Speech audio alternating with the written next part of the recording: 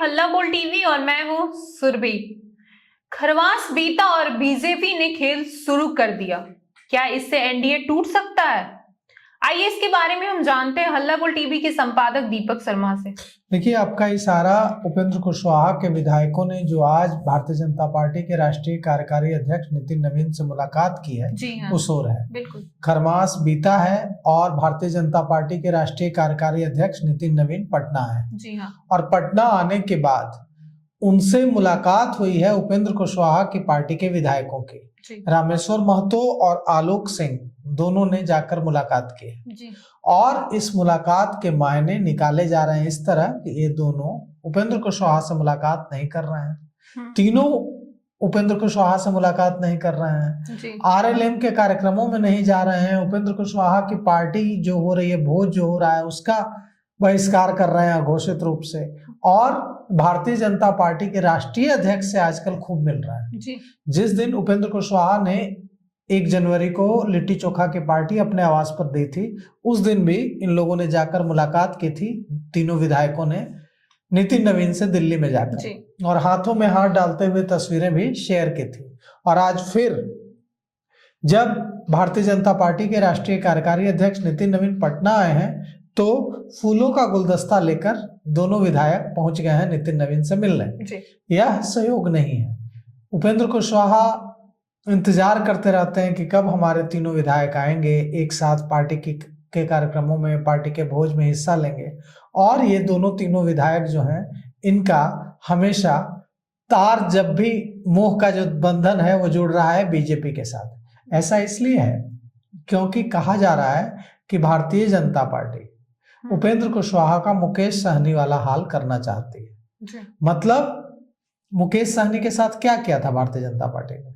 मुकेश सहनी के 4 विधायक जीत कर आए थे, चारों विधायक को तोड़ लिया, चारों विधायकों को भारतीय जनता पार्टी में शामिल करा लिया। चाहती है भारतीय जनता पार्टी कि उपेंद्र कुशवाहा की पार्टी के अगर 3 विधायक हमारे साथ आ जाएं या नई पार्टी बना लें और एनडीए में एक पार्टी के रूप में आ जाएं, तो यह अच्छा होगा।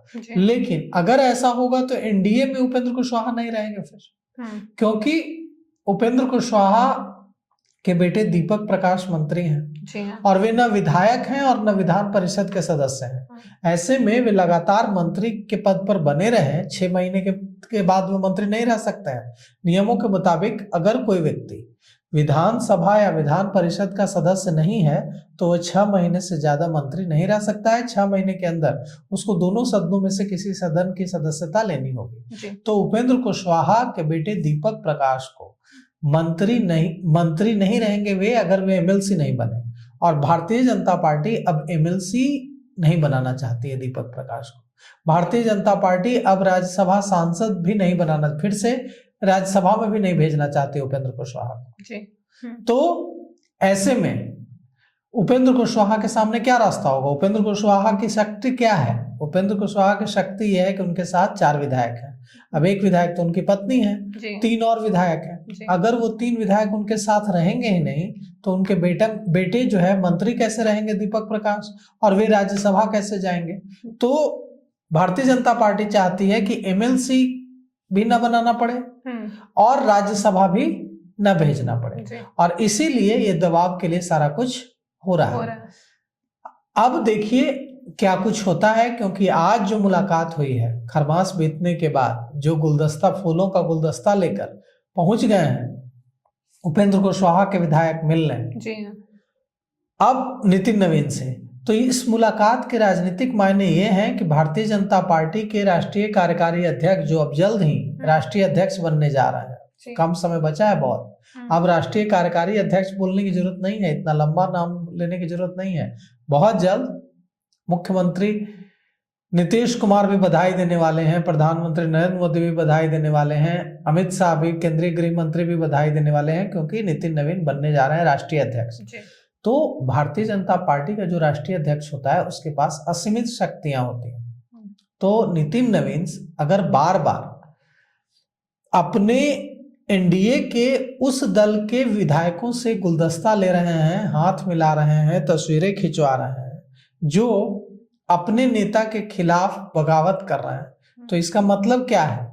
इसका मतलब एकदम साफ है कि भारतीय जनता पार्टी के शाह लोज आरएलएम के जो बागी विधायक हैं उनको है, उनको यह इस बात का भरोसा है कि उपेंद्र कुशवाहा उनका कुछ नहीं बिगाड़ पाएंगे, क्योंकि भारतीय जनता पार्टी के राष्ट्रीय अध्यक्ष, राष्ट्रीय कार्यकारी अध्यक्ष, अभी तक कुछ दिनों में राष्ट्रीय अध्यक्ष नितिन नवीन का उनके ऊपर हाथ है। रामेश्वर महतो, आलोक सिंह ने आज जो मुलाकात की है और जो उसकी तस्वीरें जो जारी की है, वो क्या कुछ लिखा है हम आपको पढ़कर सुनाते हैं। उन्होंने, रामेश्वर महतो ने लिखा है कि आज भारतीय जनता पार्टी के राष्ट्रीय कार्यकारी अध्यक्ष नितिन नवीन से उनके आवास पर आयोजित भव्य चूड़ा दही भोज में सहभागिता का सौभाग्य प्राप्त हुआ। इस अवसर पर दिनारा के विधायक आलोक सिंह जी भी साथ थे और साथ में तस्वीरें हैं। रामेश्वर महतो गुलदस्ता दे रहे हैं, आलोक सिंह गुलदस्ता दे रहे हैं और फिर नितिन नवीन के साथ एकदम ठीक बगल में बैठकर तस्वीरें भी खिंचवा रहे हैं।